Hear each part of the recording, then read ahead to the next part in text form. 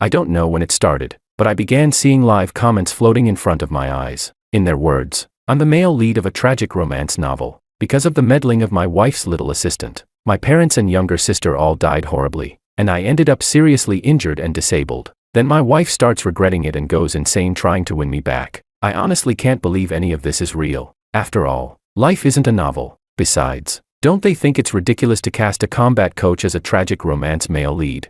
What do they mean I got my hands pinned down by some scheming, pretentious male side character, and I'm crying with red eyes? I could fucking knock him out with one punch and send him straight to see his ancestors. Alright, Chapter 1. Watching everything unfolding in the living room, I pressed my fingers against my brow. Even now, I still hadn't fully recovered from the shock. It had actually happened. My wife, Gabriella, was standing in front of the sofa in a tailored business suit, her face cold and unreadable. My mother, still holding a plate of freshly cut fruit, looked utterly confused and stunned. Mom, if you're short on money or you saw something you liked, you could have just told me, Gabriella said flatly, her tone carrying a kind of condescending scrutiny. There was no need to directly take things from my company-owned mall. When Emilio was reconciling the accounts today, he saw that several $100,000 charge on the tab. He was so startled he didn't even dare report it to me right away. He thought someone under him had been embezzling funds. Because of this, he was upset the entire afternoon in the finance office and even skipped lunch, afraid I'd be caught in an awkward position. Hearing this, I didn't feel anger at all. Instead, I was hit by an absurd sense of unreality,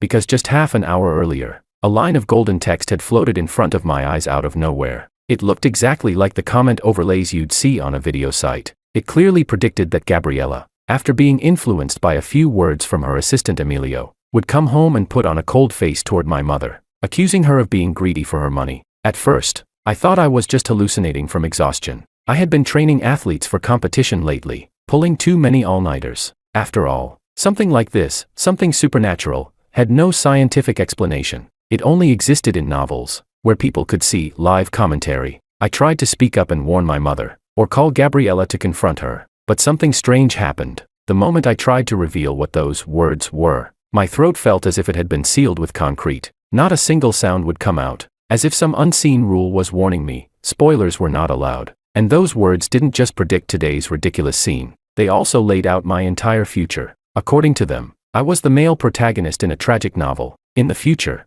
Gabriella would do a series of utterly outrageous things for her soft-spoken, delicate little assistant. She would force me to kneel, and even cause my parents and sister to die tragically, and I would eventually be crippled in an accident, my limbs broken beyond repair. Only at the very end would she realize everything and spend the rest of her life drowning in regret. I lowered my gaze to my own hands covered in calluses from years of striking heavy bags. This world felt completely insane. Was this really the kind of ending you got just for living inside a novel? Hugh, 1 meter 85 tall, 85 kilograms, maintaining an extremely low body fat percentage year-round. Not only the owner of a large mixed martial arts gym, but also a professional coach with competitive fighting awards. And yet those words told me that in the future, because of Gabriella's favoritism, I would be pinned down by that so-called pretentious coquette of a male assistant, grabbed by the wrists, slammed against a wall, eyes red, crying while enduring silently. I could fucking knock him out with one punch and send him straight to see his ancestors. Alright, and yet, absurd as it sounded, this ridiculous script was already playing out right in front of me. The cause was laughably trivial. Today, my mother had gone shopping and accidentally taken the wrong bag when she left the house, so she didn't bring her usual payment card. She happened to walk into a high-end mall owned by Gabriella's company and took a liking to a necklace. The store manager recognized her as the boss's mother-in-law and refused to let her leave to get the money. He insisted on charging it to the company account first and settling it at the end of the month. My mother thought it was all family business anyway and that my sister could just transfer the money back later, so she didn't insist, and that was it. All it took was Emilio, Gabriella's assistant, pretending to wipe away a few tears in front of her, saying he didn't know how to process the accounting entry. And suddenly my mother, the rightful matriarch of the Liu family, the woman who once saved Gabriella's company from a broken cash flow crisis by injecting tens of millions without blinking an eye, had become a greedy, poor old woman trying to swindle a few $100,000 worth of jewelry from her daughter-in-law. Chapter 2. Gabriella, what exactly do you mean by that? My mother placed the fruit plate on the coffee table. The smile on her face faded, and her tone turned cold. I already had Isabella transfer the payment for that necklace to your mall's corporate account. How did it turn into me taking something for free from you? Gabriella frowned, as if she thought my mother was just making excuses. she sighed, her tone carrying a hint of impatience. Mom, it's not about the money. I'm just saying there was no need to make things so difficult for Emilio. He's only an assistant, he's timid. Gabriella. I couldn't listen any further. I stepped forward and stood between them. My tall, heavily built frame completely blocked my mother from Gabriella's view. Looking down at my wife of many years, my gaze was cold as ice. I don't know whether your little assistant is timid or not, I said flatly, but I can see your courage is getting bigger and bigger. Gabriella froze for a moment. It seemed she hadn't expected me to flare up like this in front of my mother, but even then, she still didn't think she was in the wrong. Frowning, she tried to argue back. Hugh, can you stop speaking like that? So sharp, so aggressive. I never said Mom did anything wrong, but the way things were handled really wasn't appropriate. It puts people below in a difficult position. I let out a cold laugh and cut her off without hesitation. So what? Just because of one outsider's words, just because of a bit of their fragile little emotions. You come back into this house and show my mother that attitude in front of me. Gabriella, who exactly gave you the right? Is your little assistant's feelings more important than the sky itself? Gabriella's face turned pale. She opened her mouth, about to speak. I stepped closer, pressing down on her presence with my height and gaze. Our Liu family may not be as powerful in the spotlight as your company CEO position right now, but we've never depended on your charity to survive. When your company's capital chain broke and you were on the verge of collapse, it was my mother who wrote a 50 million check overnight to plug that hole for you. Not to mention today, it's just a necklace worth a few $100,000. Even if my mother liked that store and took everything inside, you should still respectfully pack it up and send it over, especially since my sister already transferred the money to your corporate account. And now you come back here with this whole interrogation act. What exactly are you trying to do? I narrowed my eyes and stared straight at her shocked face. Word by word, cheating, and looking for an excuse to get a divorce. The moment the word cheating came out, Gabriella was completely stunned. A flash of panic and embarrassment crossed her face, and her gaze started to waver. What nonsense are you talking about? I never. She bit her lip. Her earlier confidence vanished without a trace, and her entire momentum collapsed. I was a bit stressed at work earlier. Next time I'll be more careful. Seeing the atmosphere frozen to the extreme, my mother sighed and walked over, gently tugging at my arm, although she was still unhappy. She didn't want to see us husband and wife escalate things over something like this. All right, enough, she said softly. Say less. If it's just a misunderstanding, then let's clear it up. We're family. Don't let outsiders ruin our harmony. Gabriella took the step down. She gave me a complicated look, as if she still hadn't adjusted to my unusually firm attitude today. In the end, she said nothing. She turned and went back upstairs to the bedroom. I glanced at her slightly disheveled back and let out a cold snort. I was just about to go pour myself a glass of water to clear my throat. Then, suddenly, another wave of golden text floated across my vision. What the hell? Isn't the plot going off track? This direction is wrong, right? Isn't the male lead supposed to just smooth things over? Exactly. In the original story, he was extremely tolerant of Gabriella's emotions.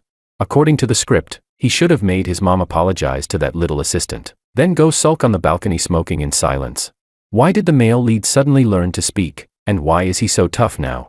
If you ask me, the author must have been forced to change the plot after getting roasted. Having the mom apologize to a pretentious coquette assistant isn't something a normal human brain would come up with. Wrong. Only a human brain would write something that stupid. AI is just too logical. Looking at those dense floating comments, I actually laughed in anger. Smooth things over? Be extremely tolerant? Make my mom apologize to some pretentious coquette assistant? Seriously, why do they keep treating me like some tragic romance male lead? Do I really look like a simp or what? Chapter 3. Late at night, I lay on the large bed in the bedroom, my hands resting behind my head, staring at the ceiling. I began to seriously reflect. Had I really, in the past, acted like a man with no boundaries, some hopeless simp? Otherwise, how could those damn floating comments have decided I was the male lead of a tragic novel? Thinking about it carefully, my past with Gabriella clearly wasn't like that. We met 5 years ago. Back then, she had just taken over her family's company. Under so much pressure she couldn't sleep at night. To vent her emotions, she came to my fighting gym in the middle of the night. She punched the heavy bag wildly and without any structure at all. In the end, she didn't even relieve her stress, she just sprained her wrist instead. As the owner, I couldn't stand watching that kind of self-destructive technique. I walked over with an ice pack and forcibly pulled her hand over to treat the swelling. She looked at me like a bristling hedgehog, eyes red as she glared at me. Tears were already spinning in her eyes, but she refused to let them fall, stubborn to the extreme. At that moment, I admit, I was moved. Later, I became her private coach. I taught her how to generate power, how to throw a proper punch, and naturally, I entered her life. Those days when we were in love were truly sweet. After my intense sparring sessions, she would carefully apply medicinal alcohol to my bruises, tears falling as she gently massaged me, and when she stayed up late reviewing financial reports, I would pull her into my arms and use professional massage techniques to relieve the stiffness in her neck. I had never been interested in boring corporate management since childhood. I only liked fighting and boxing, so I handed over all family business matters to my sister, Isabella, but I loved Gabriella, so at home, I almost never stopped talking about how good she was. Through my connections, my sister's company secured many deep partnerships with Gabriella's firm. Even my father, who was notoriously strict, praised Gabriella's decisiveness in the business world. My parents had long since treated her as someone closer than a biological daughter. It was precisely because of this foundation, this unconditional trust, that when her company's capital chain broke and she was on the verge of collapse, my parents didn't hesitate to inject $50 million in cash to stabilize her situation. Our entire family had been loving her, supporting her, lifting her up with complete sincerity. And now, what has this woman become? Has she really been cursed or something? Or is it that once this so-called gender-flipped tragic romance script starts, it forcibly strips the character of intelligence just so she can perform a stupidity-driven plot? I turned over irritably and switched off the bedside lamp. I really couldn't make sense of it, but I've never been the type to sit around spiraling. Instead of lying here guessing endlessly, it's better to take action. Tomorrow, I'll go to her company. I want to see for myself what kind of monster that so-called pretentious coquette assistant is, to be able to bewitch a high-powered female CEO into losing all sense of judgment. Chapter 4. The next morning, I drove to the company building where Gabriella worked. I parked outside and walked straight into the lobby, heading directly for the private CEO elevator. Just as I was about to step in, a hand blocked my way. "Sorry, sir, this is the CEO's exclusive elevator." I stopped and tilted my head to look at the person in front of me. "You think I don't know that?" He frowned, a hint of superiority creeping into his tone. "Since you know, why are you still trying to get in?" I narrowed my eyes and studied him from head to toe. A ridiculous feeling rose in my chest. It was like walking down the street and suddenly having your head forced into some low-IQ melodramatic plotline. The man in front of me was thin, almost fragile-looking. The branded suit on him hung loosely, as if it had been thrown on carelessly. His shoulders couldn't even properly fill it out. He looked like a kid wearing an adult's clothes. That helpless, pretentious look. He was probably the so-called pretentious coquette assistant, Emilio. I couldn't help but scoff inwardly. Gabriella's taste in hiring people really was getting worse and worse. I didn't bother wasting words with him. I shoved one hand into my pocket and said flatly, "I'm here to see my wife, Gabriella. So tell me, assistant, can I take this elevator or not?"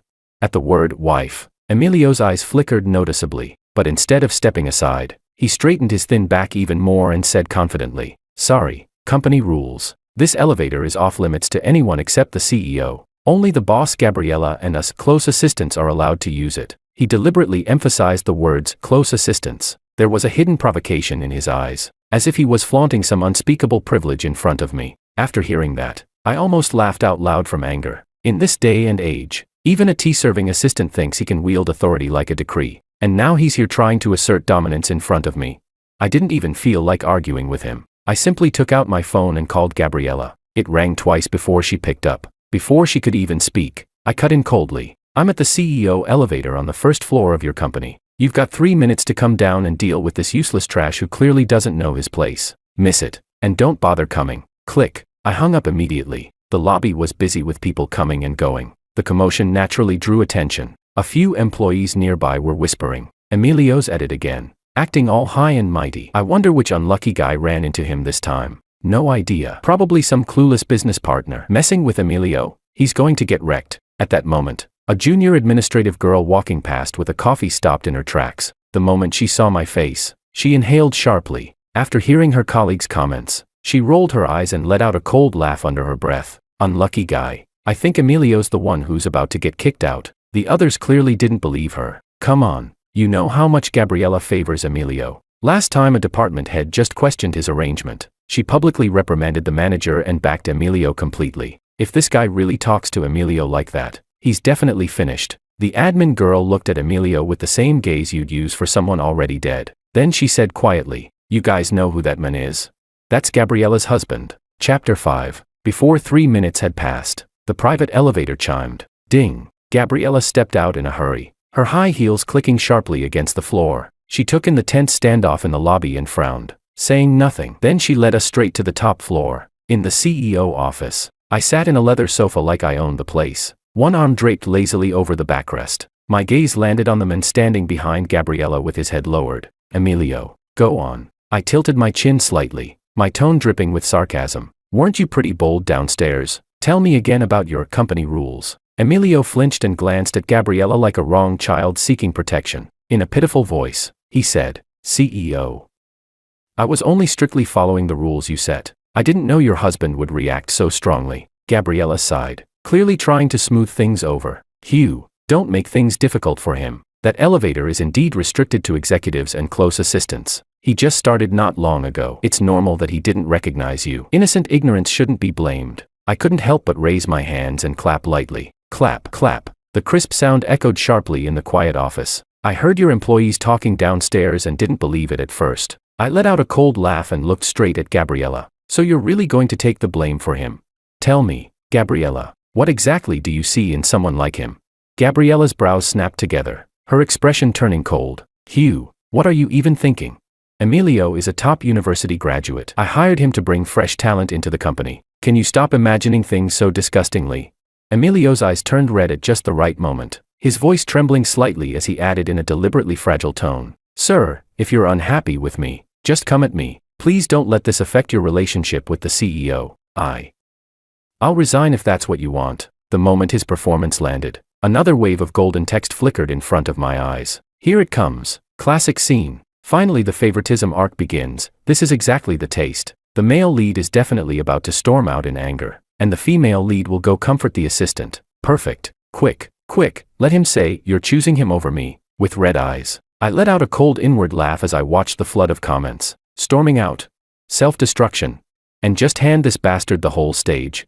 Fine, I said. I withdrew my gaze and looked at Gabriella, my tone calm. Since you've already said he's a top talent from a university and fresh blood for the company, I continued, then today I'd like to see just how impressive this so-called fresh blood really is. Ignoring Gabriella's surprised expression, I stood up directly and left the CEO office. I walked straight to the assistant office next door. I knocked on the door of Gabriella's real chief assistant, Carla. Carla had worked with Gabriella for many years, so she naturally recognized me. When she suddenly saw me, she looked a bit surprised. I pulled out a chair and sat down, getting straight to the point. Carla, give me the truth, I said. How is Emilio really at work?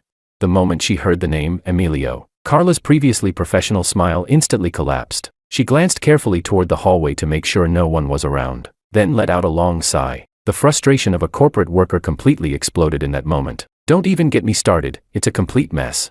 Carla rubbed her temples in irritation and started venting nonstop. He flips data in reports, and can't even take proper minutes in meetings. When he's assigned to handle clients, the moment he's asked a few questions, he starts crying about how wronged he feels. And in the end, all the mess gets cleaned up by us senior employees.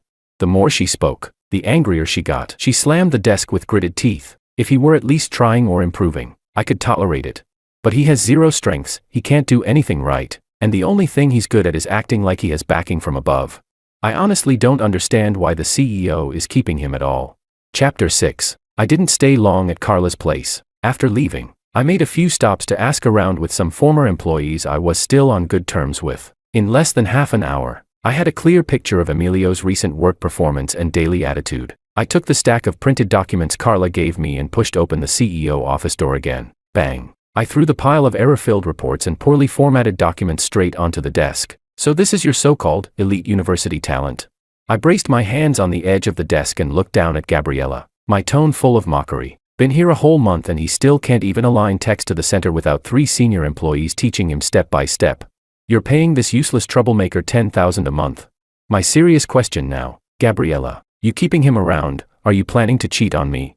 The temperature in the room dropped instantly. I didn't give her any chance to interrupt. My expression turned even colder, especially yesterday. Just because of a few words from this useless guy, you went home and gave my mother attitude. Now I want to hear what you're going to do about him. Gabriella's face cycled between pale and flushed as she was hit with my rapid-fire accusations. She looked at the mess on the desk, then at Emilio trembling beside her, and finally lost all composure. She stood up sharply. Hugh, can you stop talking so harshly?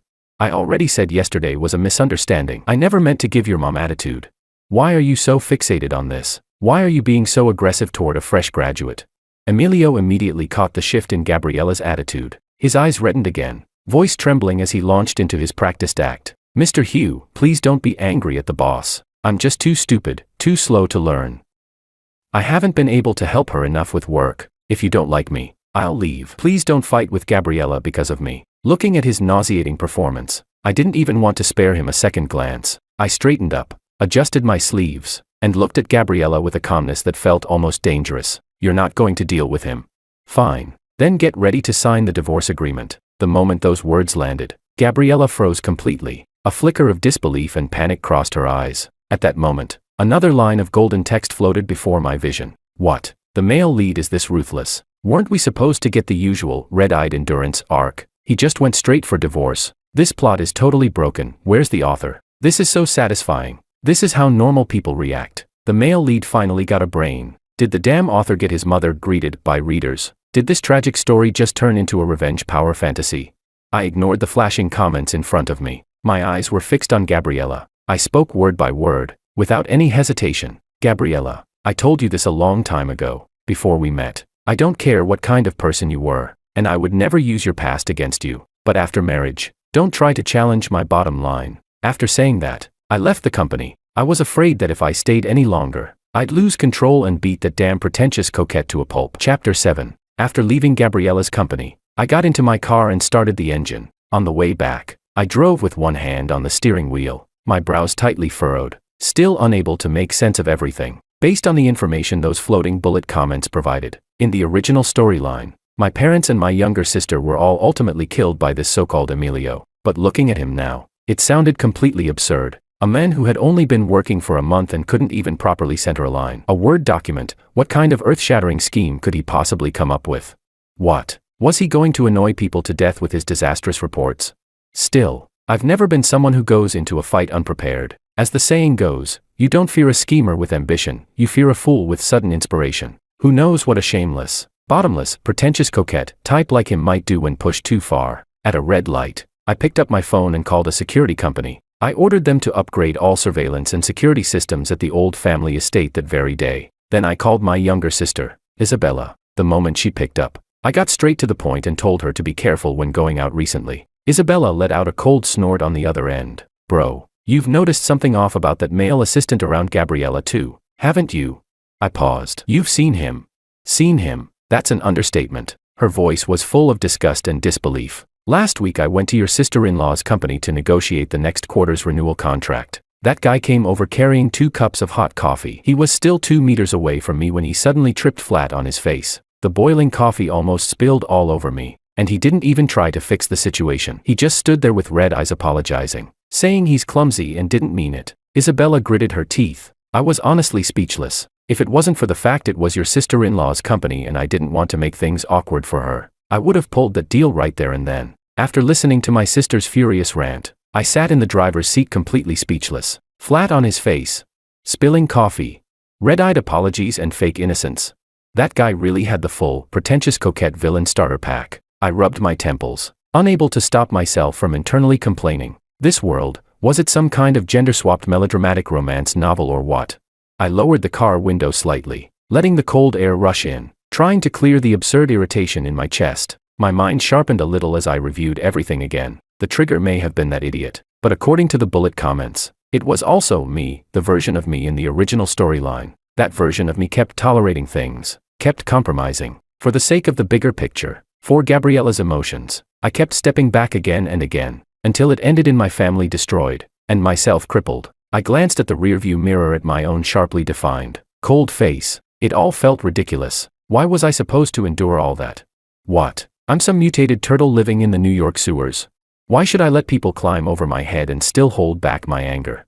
I did love Gabriella. Yes, I loved the version of her who once fought for her career with stubborn determination and refused to bow to anything. But that never meant I would endlessly accommodate her unreasonable demands, or sacrifice my family's dignity and safety for it. Love requires mutual respect. If she couldn't even distinguish right from wrong, if she couldn't respect the goodwill my family and I showed her, if she allowed an outsider to trample all over my boundaries, then why the hell should I keep humiliating myself for this love?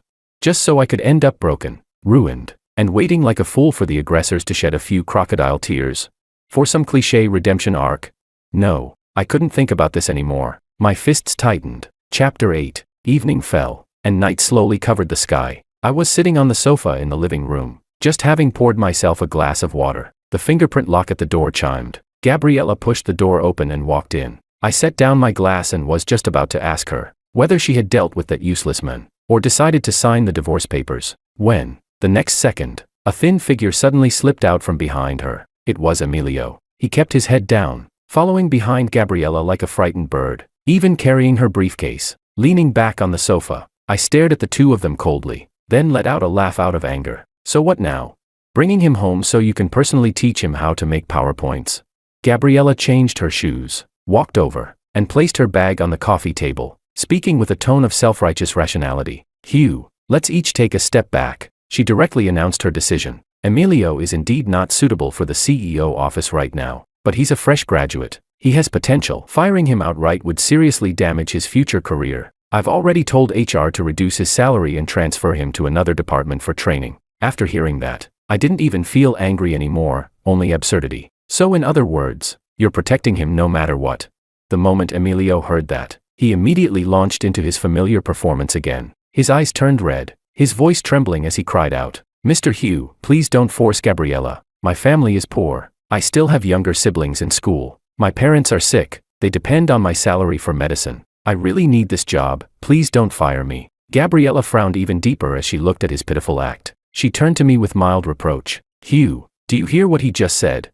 Why are you forcing a fresh graduate with such a difficult background into this situation? Can't you just be a little more forgiving?"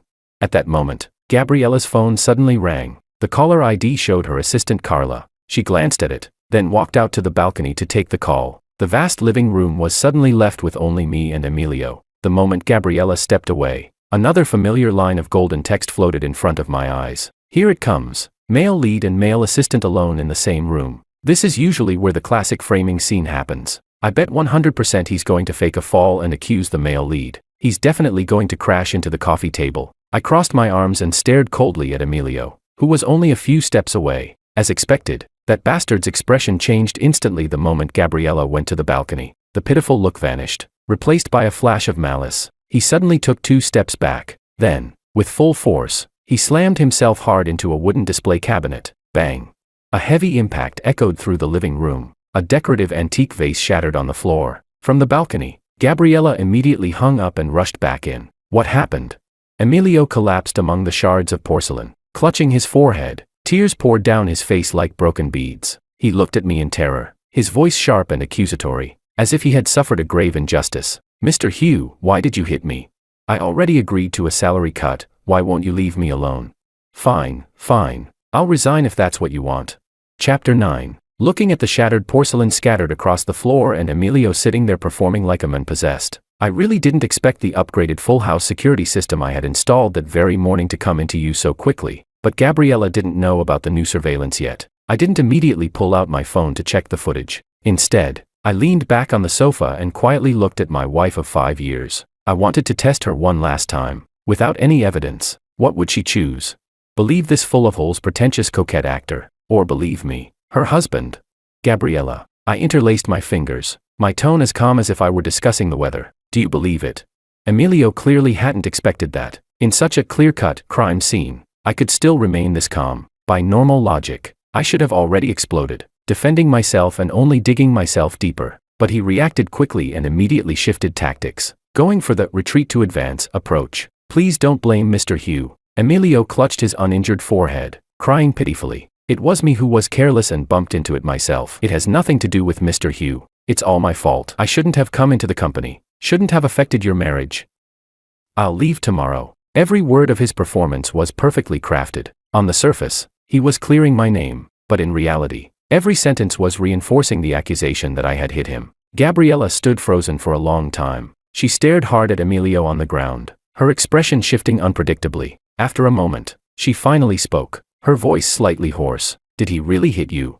Emilio froze. Something felt wrong. This wasn't how it was supposed to go. Shouldn't she be rushing to help him up right now, and then slapping her husband across the face?